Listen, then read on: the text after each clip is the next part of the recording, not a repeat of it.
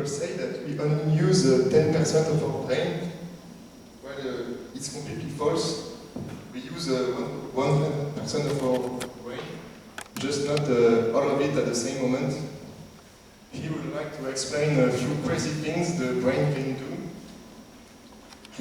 First of all, we would like to talk about the déjà vu. I think it's something we all need to hear. When we get the impression that we lived this moment far long ago.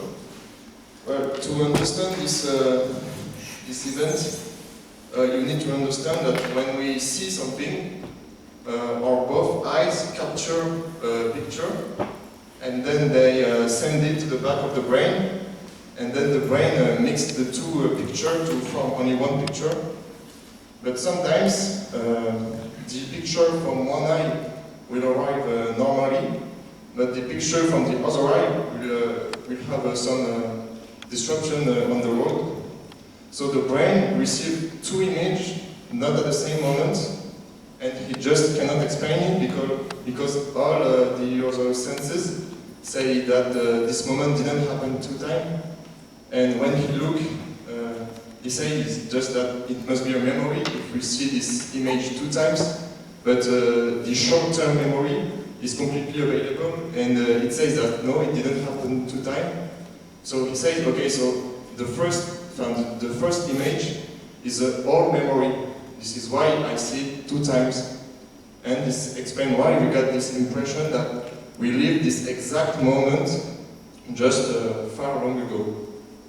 And then this impression of déjà vu leaves the short-term memory to the old memory, and this is why this impression of déjà vu fades away and is not important anymore, because the old memory doesn't care about this impression of déjà vu. This is why we're during like 5 minutes, and then we don't care anymore about this impression. So now I'm going to talk about something that all of you have already experienced. You know when you're talking to someone or you're thinking, but there's a word you cannot find, you cannot tell what it is, even though you know what it means.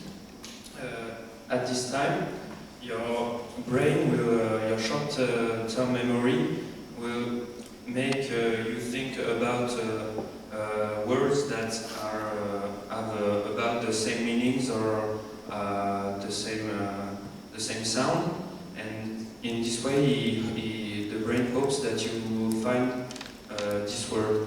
But as your brain shows you a lot of words, your short-term memory became totally full, and the word you're looking for cannot come into your mouth.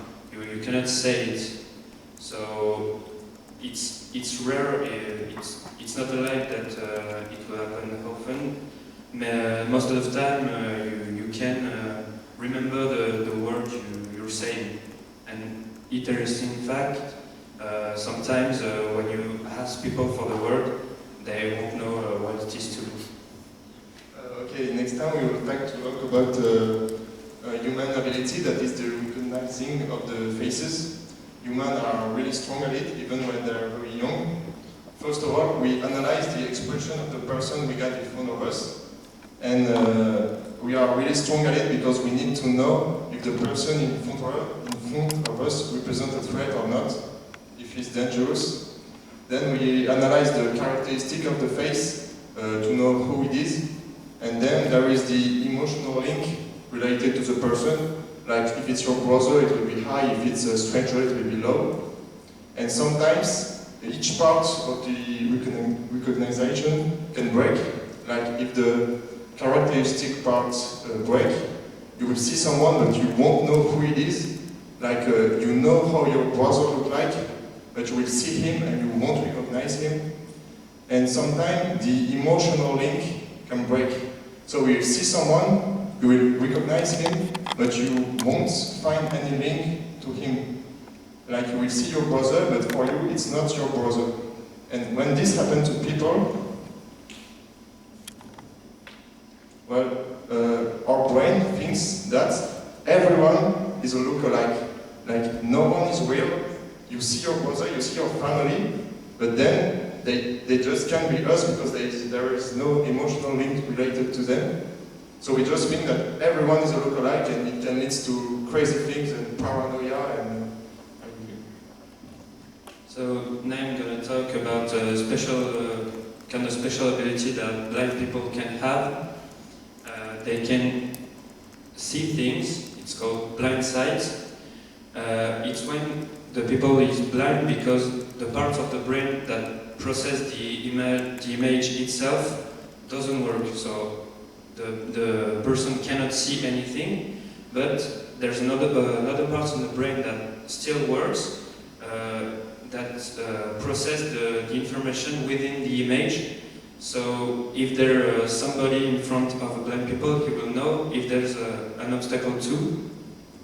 For example, if a blind people go in front of a pitfall, he will still not see anything, but a part of the brain will tell him that to be careful because there's a hazard in front of him. Of course, if he closes his eyes or if the danger is in his back, he will not be able to see because his eyes must get the signal and the part of the brain must process.